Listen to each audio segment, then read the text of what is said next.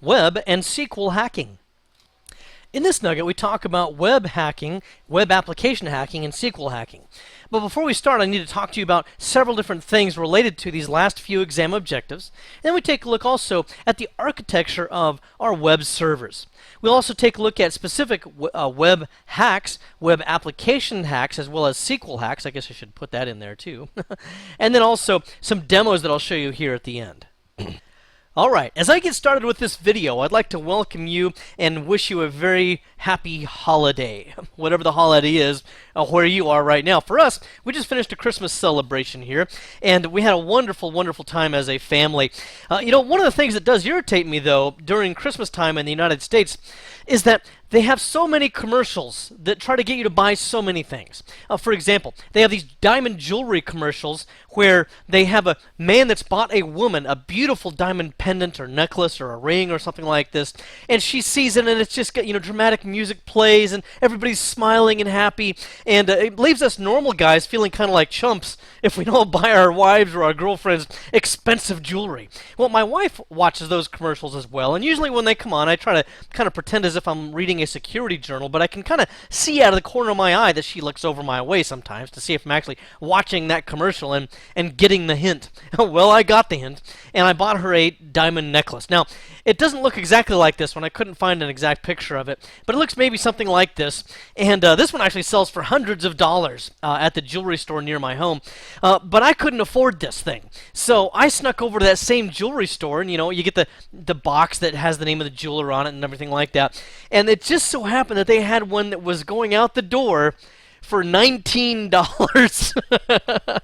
Yes, folks, $19. I didn't even have to cheat my way or hack my way into their website to get that deal. Now, I never told my wife it was only $19, but when it comes to hacking websites, if I decided I really wanted to cheat the system, I could probably do that. Because you see, there are ways of manipulating some of these things, especially on websites that are not very well protected. Now, before we get started, I want to talk about the last several modules. You might have gone through this series and looked at it and said, well, it looks like James covers maybe one or two modules in each video, but we've got a lot of modules left, and we're already on, I think this is the 19th video that I'm shooting. So it seems as if, wow, we have a long ways to go. In reality, we don't, and why is that? Many of the exam objectives, or the modules as they're called in the Certified Ethical Hacker, if I bring them over here, you can see them, many of them are compressed and compacted and addressed all here at the end. For example, in this particular nugget, we're going to be talking about hacking web servers, hacking web applications, and SQL injection. A lot of that is all covered, kind of, killing three birds with one stone, so to speak. And so that part of it is going to go pretty quickly. Also, there's some other things to address with this as well, okay, as we get started here. Much of the stuff that we have already addressed in the past is also covered in those same modules. For example, another upcoming module, I think it's module 19, talks about pen testing. Well, guess what? That's what we've been doing pretty much the whole time here. So we've already got a pretty good education in penetration testing and how to do it. And I talked to you about some of the legal aspects and some of the procedural aspects of that early in this series in one of the intro videos. So that's really module 19 there. It's already been pretty well covered. Just for reference, I'll put, module 19 out here, if I can write. And then there's buffer overflow. This is actually module 17, and this is something we've already also addressed to a great degree, because it's buffer overflows. Most of what Metasploit does is some form of a buffer overflow. And a lot of the specific exam objectives in terms of the bullet points that you'll see there, they've really already been covered in various ways throughout this whole series. So that's module 17 there. Then we also have things like intrusion detection systems. I'll cover that a little bit more, especially with Snort in an upcoming video. But this has already also been addressed in various videos. And, firewalls, things like that. We've talked about that in many of the other topics throughout this series. I think that's module 16. Yeah, module 16. It also addresses honeypots, which I haven't addressed yet, but which can kind of be part of IDS. Just to give you a preview there, we'll be addressing that in the future, and one of the key tools you use there is Snort. Okay.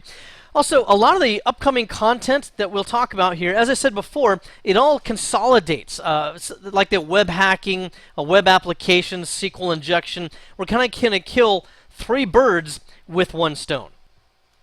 So we're really mostly covering, I'll just put it up here, mostly modules 12 13, and 14, which are hacking web servers, hacking web applications, and also SQL injection. Also, I want to put your mind at ease a little bit, especially with these objectives, when it comes to things like SQL injection and hacking web applications. You kind of get the feeling that in order to be effective at that, you have to know how to do web programming, or you have to know how to do SQL programming, or really be an expert at SQL in order to be able to do some of this stuff. In reality, there's little or no programming knowledge necessary, or no SQL knowledge is really necessary at all. All you really need to do is to kind of know how to go through some lines of code and look for something that seems suspicious. I'm going to kind of train you how to do that a little bit, mostly in the study guide that's available also for you up on nuggetlab.com. Now, certainly, if you are a programmer, or if you do have an expert knowledge of SQL, this will put you several steps ahead. However, in terms of the exam objectives and being able to perform certain kinds of hacks, you do not have to be experts in those ideas or in those technologies. I'm certainly not an expert in some of these things as well. I know, some of that, and I can probably go through some lines of code and identify or interpret what it's doing. However, I'm not a black belt in SQL. I'm not a black belt in web programming or any of that kind of stuff. I'm more like a white belt or a yellow belt. And yet, I'm still able to pull off some pretty good hacks, and you'll see some demos of that coming up. All right, then as we move along here, let's talk a little bit about web architecture. Now, the next several whiteboards are mostly just going to be background information for you, and then I'm going to show you some demos, as I usually do, at the end of the video with some practical ways to exploit some of these things. Now, first of all, just remember, these are some basics that you probably already know, that when you open up a web page, it uses the Hypertext Transfer Protocol over port 80 for unencrypted sessions. If you have an encrypted session using TLS, or Transport Layer Security, then that's going to be HTTPS. Okay, and that uses port 443. Again, not rocket scientists for people at this level, but just as a reminder, that's what we've got there. Also, when the client requests data, they do so with a GET request. Okay, that's how you get data. It's very similar to some things you would do with FTP and some other programs as well, even from a command line. But overall, when you open up a web page, it's because you have sent a GET request, behind the scenes somewhere, to that web server, and then it will send it back to you. There's also posts that we can talk about here as well, but I'll get to that in a little while. The main vendors for web architecture are going to be Apache servers, and it can use something like a Tomcat to manage the Apache servers. There's also Microsoft's own IIS, or Internet Information Server. Now, this is something that is definitely got some weaknesses, as well as Apache. People kind of jump on the Microsoft bandwagon and target them quite a lot. And that's kind of been deserved, especially in early versions of IIS, especially a decade ago with NT4 and so on. But it has gone increasingly more secure with each iteration of IIS, and at the time of this recording, we're on version 7.5. I'm sure there's still some vulnerabilities there, and you can probably still find some ways of smashing the stack there, or using Metasploit exploits or something like this. However, they're harder to find than they used to be, and they're not quite so obvious. Apache, though, it does actually have some well-known vulnerabilities as well, so just because it's not a Microsoft product doesn't mean that it is secure inherently. Also, there's many potential vulnerabilities that could be worked out with this as well. For example, there might be a malicious or a deceptive GET or POST request. We're going to see this performed a couple of different ways in demonstrations here at the end, where we might request data from a web server. Maybe there's a form to fill out or something like that. And then when we fill out the form, we send it back to the server. We send it back with a POST. Well, you can manipulate the data that goes back so that it might be data that would not normally be accepted by the server, but you can manipulate it to send back whatever you want to, pretty much. There's also SQL injection, and this is going to really relate to poorly designed SQL apps, or using web servers that don't have good protection for your SQL database. This also is a broad and well-known vulnerability. In fact, the anonymous hacker group, they just recently hacked another organization, we presume through some kind of SQL injection, and then were able to download thousands. They said over 2 gigabytes worth of credit card numbers from a specific source. And it was, again, embarrassing because the place they downloaded them from, it was a company that specialized in internet security, and yet they said that the credit card numbers were not even encrypted. Wow.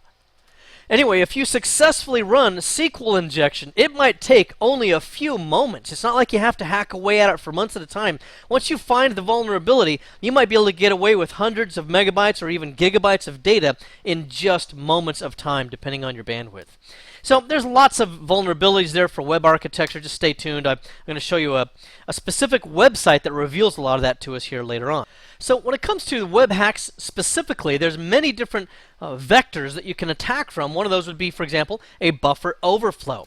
Now, one of the things you want to keep in mind for exam purposes is if you just see an example of what buffer overflow might look like is, I think I have a web page here. There we go. This is from ExploitDB, which remember is a great source for looking for a lot of this kind of stuff. But anyway, we can see here, this is the key thing, where we see all this gobbledygook. When you see a whole kind of a dense stack of a bunch of code there that just looks like it really has no meaning, it just goes on and on and on and on, that's very often an indication of a buffer overflow attack. And remember, as a quick review, what happens with a buffer overflow is this. Let's say this represents my memory, and my memory is being used right now by some data, some programs, some other programs, and so on up to here, let's say. And let's say we have malicious code that we want to shoot into this memory stack.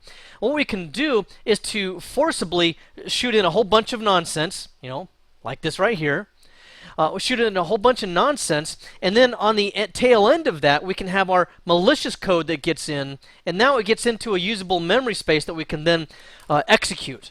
That's a little oversimplified, and there's various ways of doing that. But anyway, that's the kind of the idea there, is to force our kind of malware into a memory space. Very often, this is going to be memory that's controlled by the system, which means that it'll have full system access and it won't be limited by any kind of user privilege. All right, there's also things such as directory traversal. This is something that could be just deliberately, or rather neglected, and left open. For example, when you configure IIS, you can specify whether or not directory browsing is allowed. Almost always, you don't want to allow that to happen, because they could be able to then browse other directories on that server that you don't want the internet public to be able to see. It might have confidential information in it, or just be, nobody else's business. And then by way of example here, I've just gone to IIS 7 on one of my servers, and on the default website, or any website that you really select, I guess, you could go down here to, where is it? I just saw it a minute ago. The directory browsing right here. And this is where you could specify whether or not you allow directory browsing. Now, unfortunately, with IIS for many generations now, they disable this. So if I double click on that, we'll see that directory browsing has been disabled. But if someone, for some reason, and normally this is going to be because of a troubleshooting issue with the website, they may temporarily enable that because they just need to get from A to B or something like that, and they need to be able to dig away through the website somehow. It's not really a very good practice to do that even temporarily, and if you have to do this, you may not know much about web programming anyway, or web design. However, maybe they turned this on and then they forgot about it and they just left it enabled. Once that happens, and I'm going to quickly disable this before I forget, once that happens, then it leaves the whole server open and vulnerable to directory browsing. Now, one of the ways that you can do this directory traversal is you can even type this in the browser URL, and you would just type something in like .. // What that does, every time as you type that in, it's very similar to what you would do in a command prompt. Or if you were to do something like a cd .. it would take you up a directory level. Or cd, /, that would take you to the root, for example. Well, with this takes me up one directory level with one .. /, 2 directory levels with the next one, 3 directory levels, 4 directory levels, and so on. And what will happen here is there's some little applications that you can download from the internet that will kind of automate this for you. And it'll try 1 directory level up and to see if there's anything interesting. Then it'll try 2 directory levels and 3 directory levels and so forth. Now, there are intrusion detection software products that will easily seize upon these in a URL. If it sees any of this kind of stuff in a URL, it'll just kill the connection because it'll know that it's a directory traversal attempt. Well, what you can do to help obfuscate that is to make it a Unicode directory traversal instead. Now, a lot of IDSs are also trained to look for this sort of a thing, but if you convert these things to Unicode, then it looks like this instead. Okay, so that will equal, a .. /. Okay, in order to make a dot dot slash in Unicode, you would type all of this in right through here. Also, there's something here called parameter tampering or URL tampering. This is where if you know what is going to be sent to the website, for example, here if I'm banking at Nugget Lab Bank, then what might happen here is if I can observe some traffic and see how this URL appears that we're transferring to a specific account number, and I'm just making these numbers up, from a specific account number, and we're specifying this amount of dollars, then what I might be able to do is to hold up this post, and instead of allowing it to be sent on, I can hold it up and transfer to a different account number. I might change this to 7825, and maybe I'll change this to $20,000. Okay. Now this is a pretty weak. In fact, a lot of these things are pretty weak web design, and I don't think you're going to find a bank specifically that allows that, but there might be some smaller online retailers or something like that that may allow something like this because they have not properly designed their website. There's also URL obfuscation. Now, some of these things that you'll see here, such as the directory traversal, these URL tampering, things like that, there's a lot of IDSs that might be able to pick that up. So what we have to do is to conceal what we're doing. So we might do something like change it to a specific IP address. Then instead of going to a specific IP address, we want to convert that to binary and then back to decimal. And just by doing that, there's something called URL obfuscation. What I mean by that is this. Let's say that I've got this IP address that I want to connect to. And normally maybe something like the IDS software or something like that will make a direct connection to an IP address. That's kind of a no-no in terms of security. You usually don't want to use an IP address to make a connection. Usually it has to be something like a URL that has to be translated from host name to IP address by DNS. So anyway, if I'm trying to connect to this IP address, then what I might do is to convert this to binary, which I can't put in the web browser, and then convert it back to a single 32-bit value like this. Okay, and then this would be my single 32-bit binary value. What I'll do then is I'll take that and I'll convert that back to a decimal value. Now you can do all of this using calculator, and that's what I've done here. I just used calculator to come up with all of this, converting back between binary and decimal and so on. And I've took the commas out, of course, the thousands separators. And then what I would do is to make that connection, I would just type in http:// and then that specific number, which would actually be equivalent of this number, and very often you might be able to make that connection on unguarded websites. Now then again, if you see an exam question similar to this, it might be a little bit baffling because you might have to work with all these binaries, but if they give you access to the calculator, this will certainly make it easier. But even if they don't, remember that this is actually just going to be a basic binary math. And that's not something I'm going to teach you specifically here, but just as a quick review, it's on the number line, so to speak, for binary, you have 8-bit positions. Let me just say 6, 7, 8-bit positions here. If I turn on the first one, that's the equivalent of a 1. Not because it's a 1, but because that 1 that you see right there means to turn it on. So that means that the first value is turned on. The value of the first one is a 1, the second one is a 2, and then it keeps doubling. 4, 8, 16, 32, 64. Okay? And then 128. So each one of these doubles. So let's just do that another way. If I were to see something like this, what would that mean in decimal? Well, that would be a 128 because only the first binary bit is turned on. So you have to know a little bit about doing that sort of thing. Another thing that might make it a little bit easier is if they show you just the combined 32-bit value like this right here, anytime it ends in a 0, it's always going to be an even number original IP address. If it ever ends in a 1 like that, then it will always be equivalent to an odd IP address. So that might be handy and help you to run through that quickly. If you see a number that ends in this, like this, and all of the answers for the original IP addresses end in even numbers except for 1, then you know immediately that that's got to be the right one because an odd number will have a 1 at the end of the single 32-bit value.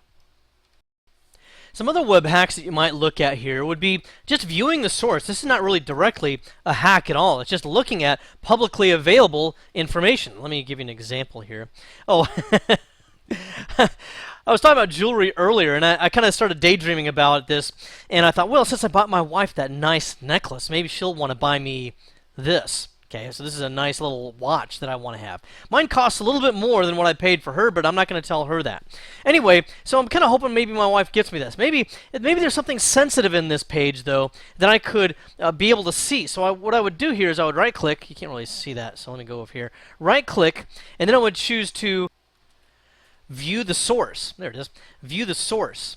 And that brings it up in a different page. And then we come over here, and then you just kind of have to go through it. It's a little bit of a needle in a haystack thing, but you have to just keep going through here and look for anything that might be sensitive. Sometimes you'll see password, and you can even do a search on this thing where you'll just search for, password as the full word. Sometimes it'll just PWD or pass, that sort of thing. You just kind of look for that kind of thing, because sometimes an administrator might have been careless with what they were doing, and sometimes different web applications and things may require an administrator password when you're first setting it up, but they don't require it when you actually post the information. So they may have left some administrator data in there that you'd be able to further exploit. Now, that website that I was just showing you where the watch is, I don't know of any vulnerabilities on that particular website. I just wanted to show you the watch. By the way, if my wife doesn't get that for me, my birthday is coming up in February, so I just wanted you all to be aware of that, just so that you can start saving in advance. What's going on with my screen here? It keeps zooming in. Okay. So anyway, you can look for sensitive things like that, usernames and passwords. Kind of skip this one, but you can also look for sensitive directories, because it could be pointing, maybe there's a GIF or an image file of some type on that page that points to a directory that you're not normally supposed to be able to see, because maybe that's where it's retrieving that GIF from, or it's pointing to it for some other reason, or it's pointing to a directory where there's a database located. Well, now you know where their database is, and you might do some kind of directory traversal to try to access it. Might also name other servers in there. Very often on websites, not everything is contained on that one website. A lot of the content can actually be stored on other servers. Well, now you can learn the names of the other servers that it's pointing to retrieve some of that data. Also, with passwords, there's a few tools that you can use for this. One of them is a cracker, and it's called THC Hydra. You can just Google for that and look at it if you want to, but that's just one way of cracking passwords. There's also Brutus, which is a brute force password cracker. This is not always completely successful. Remember, what a cracker does is it will take usually a hash, and it will keep running various combinations of passwords against that hash to see if it can get a match. A brute force will keep attempting to send credentials to the server until it finally gets an authentication that's successful. Well, a lot of IDSs are going to not really like that much, and so they could lock you out pretty quickly. But at least for your own internal testing, you might try something like this to see if you can brute force any of the passwords. There's also several things relating to web applications that you can also hack, and the most significant of those is always going to be SQL injection problems. This is the most common and successful method for hacking web applications. Now, what will happen here is you're going to be able to do some kind of SQL input and inject it into some kind of a form usually. This could be an order form, it could be a login page where you get a pop-up that asks for your username and password. There's various ways of kind of triggering or fooling that data. There's also URL tampering, that you can enter in a specific query into a URL, and then the web page will spit back out data that it was not supposed to reveal to you. You can also force a logon without any credentials. I'll show you that, by the way, I think in a demo here coming up. I can force it to get me a logon. You can also do this. I can drop the table. What that means is it's going to just dump out all of the data that I request from a specific table. Maybe the table's name is credit cards, for example, or social security numbers, or employee IDs, or usernames. You see, once you get this, drop table is kind of the holy grail of all SQL hacking, because you can really get all the data that you need at that point. There's several tools that will help with this as well if you really want to delve into it further. I don't think these are named specifically on the exam, but I just put them here for your reference. There's SQL Map and SQL Ninja. These are actually, a couple of these are actually Perl scripts that have been written. These are easily Googled if you want to find more information on these. Havij, that's a J on the end there, Havij, SQL Brute. These are all tools that are pretty well automated for doing various types of SQL injection, and pretty effective. Now remember, be careful to be honest and legal about all of this. Again, I want to remind you that I'm not asking you to do anything illegal here, but I will tell you that if you had an afternoon or a day where you just wanted to just randomly look for a bunch of websites and see which ones were vulnerable to these or some of the other things we've looked at, you will find something. There's enough weak ones out there that it's not as if you have to do months of research before you finally find one. If you're looking, you'll find it before very long. And then before we go into various demos, I just want to talk about some additional web apps hacking that you could do. Cross-site scripting is still a weakness that could come up. This is where you can force a script to perform something other than what was intended. So you can just kind of manipulate the actions that the website performs. You can execute the command without installing any software. That's one of the advantages of cross-site scripting. You don't have to upload, pwdump or something like that to do various functions. You can force it to do this without installing anything. Often this is going to be where the script will dynamically change the page based upon user input. Right offhand, I can't think of a good example, but maybe something like this. Let's say that you entered in that you were a resident of the United States. Maybe this is a web sign-up form of some type. And, you had United States. I'll put USA, I guess, up here. And then when you specify USA in one of the drop-down lists, it has Angola and, Afghanistan and all these other countries in there. But you picked the USA.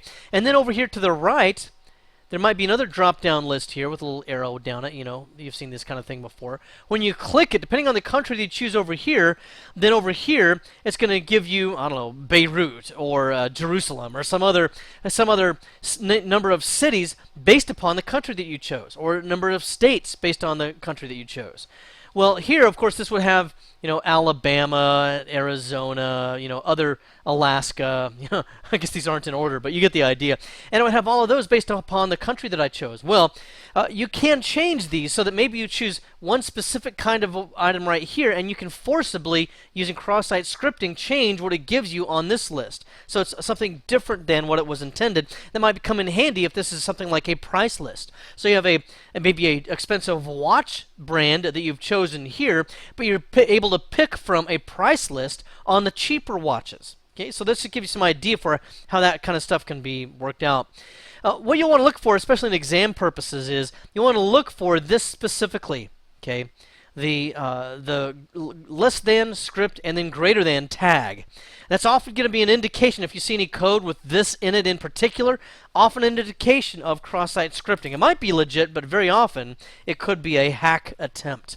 Now, the best defense against this would be to disable JavaScript in the user's browser. And if you use something like Group Policy Objects in Active Directory with Internet Explorer, you can centrally disable that through some options there.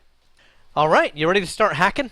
Here's what we're going to do. We're using our backtrack machine, but you can use any distribution of Linux or Windows, and it pretty much works equally well across them all. And what I'm going to do is to use a utility called WebGoat. Now, why am I using something called WebGoat? It's actually a web page that you can use that's got built-in vulnerabilities in it. Now, why am I not using actual web pages that are out there on the public internet? Well, I actually know of a couple that have weaknesses. One of them has a specific SQL weakness that I could exploit. Another one has a problem with passwords that I could actually exploit as well. And one of them is from a major Ivy League school on the East Coast that I could just show it to you right now, and you would know what it was right away. And the other one's from another university system west of the Mississippi. That's as generic as I'm going to be.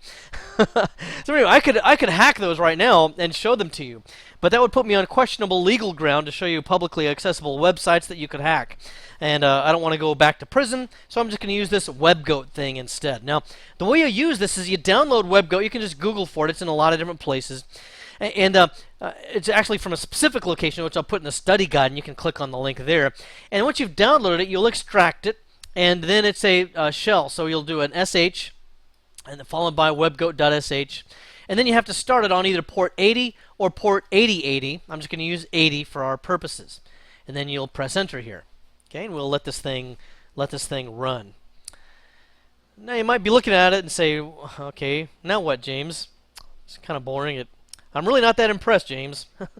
It reminds me a lot of what I heard on the first date I went out with my wife. Anyway, so what we'll have here is nothing really going on the way it looks, but this is actually doing exactly what it's supposed to be doing. It's running the website. It also gives you some clues here as to what you're supposed to do with this. You can go to this website here, HTTP, and then the local loopback address, WebGoat, and then attack. Now, here's one thing I want to point out very clearly to you. This is actually wrong, and this is wrong on many websites that I've seen, many how-to websites about WebGoat and so forth. Especially if you're using this in Linux, notice the capitalization of WebGoat. You can type that in all day long and you will not get to the website. It has to actually be all lowercase, not camel case, as you see here. And once you do that, I'll just refresh the screen here so you can see this. Then it will take you to the WebGoat web page. Okay, and this is actually the organization that creates this, and it creates this so you can do practicing of hacking websites. Then you'll just click Start WebGoat, and there you go. Now, the point of this, for the most part, is over here on the left. There's a lot of different vulnerabilities that you can click on, and then it gives you kind of a lab or an exercise in actually going through that hack. If you have a little bit of trouble with any of this, there's even some videos they've put out there on the internet that you can look at that show you the specific hack to do against the specific website that we're looking at here. However, be aware of the fact that there's a couple things going on with those videos. Number one, there's no voiceover. I don't know if that's because they're trying to protect their anonymity or something like that. They use all handles. They don't actually use their own username, at least not that I've seen in a couple of these. And also, they go extremely fast when they click on different stuff, and I actually have to pause the web page or pause the video and go through like one frame at a time. I don't know why they have to go so fast, but they do. Some people say that about me, and I apologize as well, but believe me, I don't go as fast as they go. Now, there's a couple of other things we need to do, and most of that relates to intercepting a post or a get. A couple of different ways of doing that. One of those would be this tamper item, and I'm just going to show you this one. This is called tamper data. This is actually an add-on that you can get for Firefox, and you do need to use Firefox for this particular one. You can see it right there. Just, again, Google for tamper data. You'll see it download. It's just an add-on, and it's quite easy to bolt on to Firefox. The other one would be something like Burp Suite, or you can also use another one called Web Scarab. But Burp Suite, Web Scarab, and Tamper Data, the point of them all is to intercept data. I'll turn this on. Intercept data, and then you can manipulate the stuff as it comes through. So, for example, the intercept is on right now, and then if I go back to my browser, I also need to work with another item here, and this is a proxy setting. This is called Foxy Proxy. You can also download this from the internet. And I just set up some various rules for Burp Suite and Web Scarab, depending on whichever one I'm using. For Burp Suite, for example, you can see here that I just on the first page I just named it. Proxy details are here. None of this is on the exam. I'm just telling you this for practical reasons because you'll have to know how to use this stuff in order to be able to do some of these demos yourself. And I do recommend you go through the WebGoat demos that we see here. And then there's the port that it uses, which is a common proxy port of 8080. Then on URL patterns, you can also edit this to be anything that has WebGoat. This means that anything with WebGoat that also has this URL pattern, it's going to send through this Foxy Proxy. Anything that's not matching any of this is just going to go through my normal channels and it's going to bypass the proxy. So if I went to msn.com or cbtnuggets.com or something like that, it wouldn't be using this proxy. Okay, so anyway, that's what all of that looks like, and again, I'll just choose whichever one I'm going to be using. Let me just go here with Burp Suite. So I'm just going to use proxy for all the URLs on Burp Suite. Okay, so to show you how this works, let me just refresh this page, and when I do that, I'm going to go ahead and just send it, doesn't matter. But notice that down here in the bottom, it says waiting, waiting for 127.0.0.1. Why is that? Well, the reason is because it's actually being held up right now by Burp Suite. It's holding on to it so that if I wanted to, I could go in here and I could modify some of this data. I could just type stuff in here for my own purposes. I'm going to just leave it the way it is, though, and forward it, and then it will go on ahead and work with it, and it releases the web page, so to speak. So now we're back to the website. All right, what are we going to work with first here? How about let's go over here to access control flaws and bypass a path-based access control scheme. Now, the idea here is kind of similar to the directory browsing idea or being able to access other portions of the website that were not directly intended to be able to see. For example, maybe there's a user's file that I want to be able to access. Here's all the files that I'm legitimately able to access. Okay, and maybe I'm supposed to access all of these files. And you can see here that the current directory is in this location. But maybe there's a couple of directories up in the hierarchy and over to a different directory that I want to actually see. Well, what can I do about that? Well, that's where we're going to take advantage of a path-based access control scheme. So just click a file, it doesn't really matter which one, and then you'll want to choose View File. Before we do that, I'm going to show you something else here. I'm going to use tampered data, and I'm going to manipulate some of this information. So I'm going to click Start Tamper, and I'm going to go down here, and just again, I can just choose something. It doesn't really matter what. So I'm just going to go ahead and click on this one, Basic Authentication, and View File. Now here it gives me this Tamper with Request prompt. I'm going to click on Tamper here, and then what I'll do is I'll go into this file here that says Basic Authentication, and I'm going to specify what I want to do instead of what it tells me to do. Okay, so I cheated a little bit because I already know the directory path, but normally what you'll do is you'll just do trial and error. You'll go 1 directory up, 2 directories up, 3 directories up, and so on. And you'll also probably type in this files that you think will be there. You don't always know that. There might be a passwords.txt file or a tomcatusers.xml file or something like that. There may also be, if they're using a default installation of IIS or Apache or whatever it is, then there's often files there that are already security sensitive that you usually should delete as a good security measure. But anyway, I'm going to go ahead and just, do a few of these. Let's see, 3, 4. Let's do one more. And then I'm going to do a conf and then tomcat users.xml. Okay? And then I'll click OK. Now, this doesn't always work, so hopefully this will come through with something. Oh, I guess I did it. This is something else that I like about WebGoat here. It also tells you if you successfully were able to access whatever that was. So using this method, I was able to access the file that I typed in there. And they're also nice enough to actually put the file itself, the contents of it, further down here for me. So I can now see the names of the users and so on here. So very handy to have. And naturally, this is a deliberately insecure website, and so there's nothing security sensitive there because it's pretty easy. But you would use this on a pen test for a website that you're trying to test out. Okay, let's see what else we got. Let me just go ahead and stop this for the time being and move on to another item. How about some string SQL injection? Okay, so we can go to injection flaws. I think it's in here. String SQL injection. Let's do that.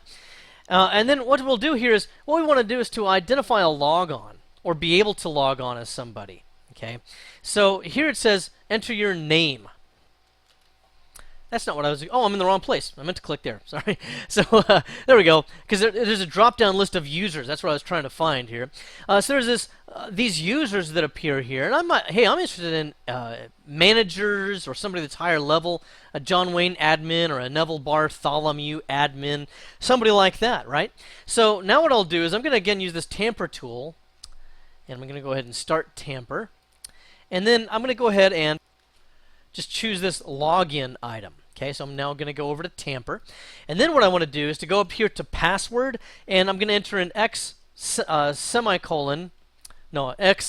quote, excuse me, or single quote, A single quote equals A, single quote A, okay? So I know that's kind of convoluted, but what we're really looking for here is, and this is the key, where it says A equals A. You may also see this as 1 equals 1 or something else obvious like that. Now, what's that actually doing in terms of SQL? What we want to do is we want the logon process to evaluate something as true. If I had a legitimate password, I want to enter in that password, it would compare that against its database of passwords, and it would say, that is true. Password equals password, so to speak. It's a true statement, and once it sees true, it'll allow me in. What I'm doing here is I'm saying A equals A, right? Is that true? Well, of course A equals A. That's a true statement. Therefore, that should allow me to log in because it evaluates that statement as true. And you can see here then it says, welcome back, Neville. So I've now logged into this. I can search the staff. I can look up, I don't know, social security numbers, whatever else that I might be able to do using this kind of a hack. I was able to log in effectively without even having or knowing the password. All right, what other kind of fun can we have here? Let's go to improper error handling and fail open authentication scheme. And we're going to go ahead and, I'm just going to go ahead and submit this without tampering it right now. I'm just going to stop this and clear it, and then we'll start again here shortly. Okay, so I'm going to go ahead and go down here and look. Oh, shucks. I don't know the username or password. Well, what is a common administrator login? Well, if they just use default values on many systems, it's admin, right? Okay, fine. So I'm going to go admin, and I'm going to go log in, and this time I'm going to tamper. But now I'm going to go up here to password, and look what I'm going to do here. Oh, that looks kind of weird. For some reason, the font or whatever is kind of hazy. I don't know why. But it says delete element. I right-clicked on password. Now I'm clicking delete element, and I click OK. And what happens? Welcome admin. Because it did not handle the error, it did not perform error handling, so it just logged me in without a password of any kind. Anyway, that's just a start of the various kinds of hacks you can do, and there's all these different ones over here on the left that you can go through, and I recommend that you do as many of these as you have the time and the energy for, because they're very, very useful. You know what? I feel like there's another one I wanted to show you. Oh, I know what it is. Let's try. I'm kind of just running off script here. There's another one I wanted to show you. Parameter tampering. Hidden fields is a good one. Let's try this one. Okay, this is a good example. Let me just submit this, and I'm going to turn this off while I show you this. Look, I could buy a 56-inch HD TV. My mother, I built an addition onto the back of my house, and my 94-year-old mother moved in with us. And her vision's getting very shady. She can't see very clearly anymore, so she needs a really bright TV. And she's actually looking for new TVs right now. So I'd say, you know, maybe she needs a new 56-inch television. Well, I can't afford $3,000 to buy her another television, okay? So what I'm going to do here is I'm going to say, hey, I'm going to hopefully make this price cheaper than $29.99, and I'm going to buy two of them, one for me and one for her. Okay, how would that be? Then I'm going to use another tool. Let's just try this. I'll just close this one for now. And I'm going to use the burp suite instead. I could use either one, but I'm just going to use this one instead just for sake of variety. And I'll turn the intercept on. Then I'm going to purchase this item. And now again, notice that it's waiting down in the lower left, waiting. Why? Because Burp Suite has intercepted this. And look what it says. The price is $29.99. Well, you know what? They just don't know my financial situation. I think it looks much better as $29.99. Wouldn't you agree? So I'm going to change the price to $29.99. And one thing I found is if you just change the decimal points, not a totally different price, like $28.75, then it's much less obvious as well. I say that as if I've done this before, and I assure you I have not. Anyway, I'll go ahead and forward this. And now, look, hey, I got two televisions, two HD televisions for only $59.98. And they're going to charge my credit card immediately. Kind of another cool thing about this is, who knows? I mean, even if they catch this, who's to say that I manipulated that data? Some packets could have gotten corrupt over the internet. You know, anything could have happened. Maybe it was the problem with their own web server. So a lot of different things. And anyway, pretty handy little way of manipulating data. In this nugget, we talked about web and SQL hacking. And before we got started, I talked to you about some of the last few exam objectives, or modules as they're called, in the Certified Ethical Hacker list. And we see that a lot of those are compressed into this particular nugget. Not for sake of expediency or anything like that, just they happen to overlap a lot. And also, many of them we've already addressed in previous nuggets. And then we talk about the architecture of the various web servers as well, such as Apache or IIS. And remember, what we've got now is web servers that are much more secure than they used to be, but you'll still be able to find some weaknesses. Also, we took a look at web hacks, SQL hacks, web application hacks, and so forth. And we concluded with some demos, which the most recent of which was where I was able to change the price on a specific item and make it my own price. In fact, I think I just found another way to get my wife beautiful, expensive jewelry without costing me an arm and a leg. Well, I hope this has been informative for you, and I'd like to thank you for viewing.